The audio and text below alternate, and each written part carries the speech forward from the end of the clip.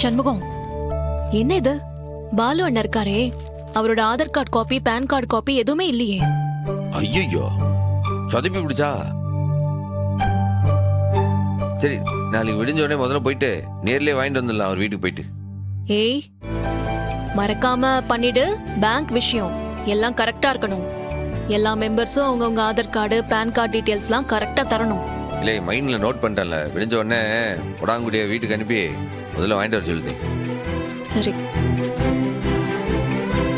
பாக்கி எல்லாம் ஓகே. பாலுவோட விஷயம் மட்டும் பாக்கி இருக்கு. நீ அதை கூட இது கரெக்டா இருக்கான்னு பாத்துக்க, இதையும் செக் பண்ணிக்க. நான் போன் அடிச்சு சொல்லி கொடுத்தேன். இல்லை உடங்குடி சண்முகம், சொல்லு சண்முகம்.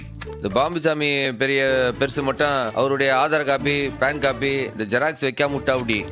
நீ என்ன பண்ணு, நாளைக்கு காலைல விடிஞ்ச உடனே நேர்லயே போய் ரெண்டுத்தோட ஜெராக்ஸ் காப்பி வாங்கிட்டு வந்துரு. அது சேர்த்துட்டா வேலை முடிஞ்சது. அது மட்டும் தான் பெண்டிங் இப்ப. ஆமா சண்முகம். சரியா? சரி சண்முகம், மறக்காம செஞ்சிடல.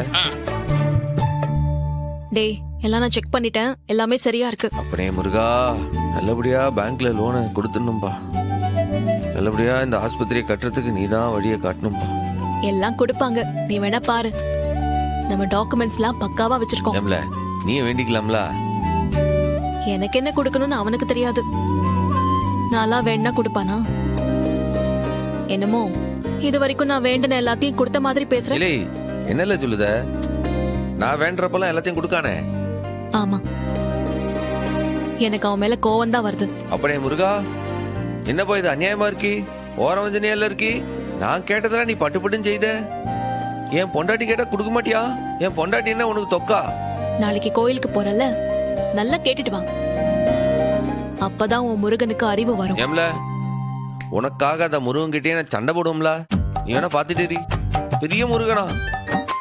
எப்பா என் பொண்டாட்டி கேட்டா கொடுக்க மாட்டேங்க நீ? என்னது இது? அப்படி என்னல வேண்டிக்கிட்ட முருகன் கிட்ட கொடுக்க மாட்டேங்க? சொல்லணுமா? இல்ல, சொன்னா தெரிஞ்சுக்கிடலாம்ல.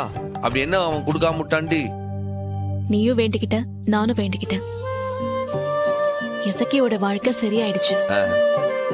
அது மட்டுமா சண்முகம், எசக்கிக்கு குழந்தையும் பிறந்துருச்சு. ஆமால, பெண்ணோட முருகன் கரெக்டா கொடுத்தானல்ல. அவளுக்கு குழந்தை கொடுக்கணும்னு அவனுக்கு தோணுச்சுல்ல. எனக்கு குழந்தை கொடுக்கணும்னு ஏன் தோணாம போச்சு? அவனும் உன்ன மாதிரிதான் பாரபட்சம் பாக்குறான்.